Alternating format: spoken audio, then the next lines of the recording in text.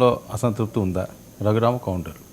ఇంకా అసంతృప్తి ఉందా అనే పెద్ద ప్రశ్నకు పెద్ద అవకాశం లేదు. ఎందుకంటే రఘురాముడు, రమణీయ, గుణశ్యాముడు అని ఆయన నిన్న ఇంతవరకు ఎవరు చేయని ఒక పని నిన్న చేశారు కదా. ఏ డిఎస్పీని అయితే భీమవరం డిఎస్పీ జయసూర్యన్ అయితే ఆయన మీద చాలా ఫిర్యాదులు ఉన్నాయి, ఆయన మీద మీరు ఏదైనా తీసుకోండి అని ఎస్పీకి ఆదేశాలు ఇవ్వటం, హోంమంత్రి కూడా దాని మీద కొంత ఇబ్బందికరంగా మాట్లాడటం, ఇవన్నీ అయిన తర్వాత ఆ డిఎస్పీకి కాంప్లిమెంట్ ఇచ్చాడు రఘురామకృష్ణరాజు అధికారికంగానే. అంటే నాకు తెలిసినంతలో అతను మంచోడే. రెండవది, అక్కడ పేకాట ఆడటం అనేది ఏం పెద్ద ప్రాబ్లం కాదు, అక్కడ ఊపిరి పీల్చినంత సహజంగా అక్కడ జరుగుతూ ఉంటుంది. కోడి పందాలకు కూడా ఇదే చెప్తుంటారు మామూలుగా. కోడి పందాలు అంటే రెండు జూదమే కదా ఒక విధంగా, కాదు అక్కడ కోళ్ళు ఇక్కడేమో కార్డులు.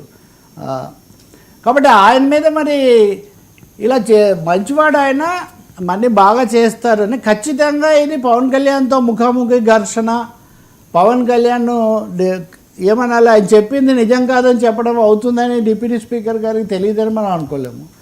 రెండోది, భీమవరం అన్నప్పుడు ఖచ్చితంగా ఆ ప్రాంతము, ఆ సామాజిక సంబంధాలు, అది వరకు నుంచి ఎంపీగా ఉన్నటువంటి నేపథ్యం ఇట్లాంటివన్నీ ఉన్నాయి కాబట్టి చాలా సాహసంగానే అని ఉండాలి. ఇది వ్యక్తిగతంగా అని ఉంటారా అన్నది కూడా ఒక సందేహమే. ఎందుకంటే జగన్మోహన్ రెడ్డిని అంటూనే ఛానల్స్లో మాట్లాడుతూనే ఆ పార్టీలో చివరి వరకు కొనసాగిన రఘురామకృష్ణరాజు లాంటి వాళ్లకు వ్యక్తిగత సంబంధాలు లేదా రాజకీయ సంబంధాలు ఎలా ఉంటాయి, వీటిని ఎలా మేనేజ్ చేయాలనేది తెలియదని మనం అనుకోలేము. సో ఎవరో ఒకరు పవన్ కళ్యాణ్ చేస్తున్న దానికి మేము బ్రేక్ వేయాలి కాబట్టి, అయితే ఆ తర్వాత ఆయన అధికారులకు కూడా సిఫార్సు చేశారు, కొంత పునఃపరిశీలనలో అతన్ని మళ్ళీ ఏదో పోస్టింగ్ ఇంకో చోటు చేయడానికి ఏదో ఒక అవగాహనకు వచ్చారు. ఇట్లాంటి మాటలు కూడా వినిపిస్తున్నాయి. దాంతోపాటు ఉత్తరాంధ్ర నుంచి తర్వాత వంగలపూడి అనితాలతో అక్కడ తెలుగుదేశం నాయకులు వాళ్ళ దగ్గర నుంచి ఈ ప్రతిదానికి దూకుడు ఎక్కువైపోయి ఆయన ప్రతిదీ బహిరంగంగా మాట్లాడుతుంటే మేము ఏం చేయాలి?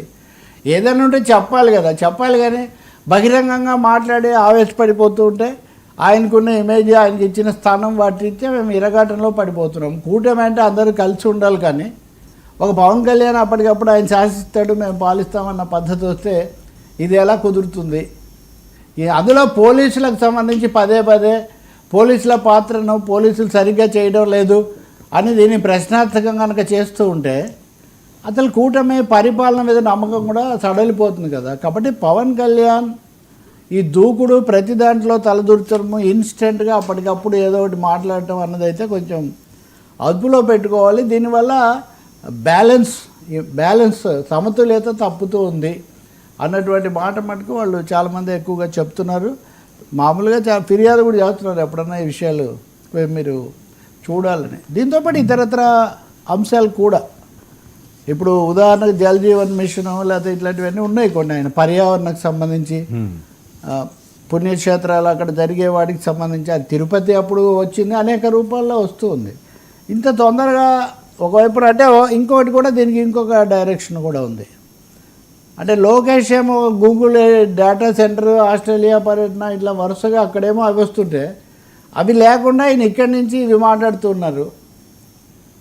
పిఠాపురంలో సర్దుబాటు అయిపోయిందని ఒకవైపు చెప్తుంటే నిజంగా సర్దుబాటు అయిందా లేదా, ఇంత అసంతృప్తి ఇన్ని రకాలుగా వస్తుంది అన్నట్టేనే.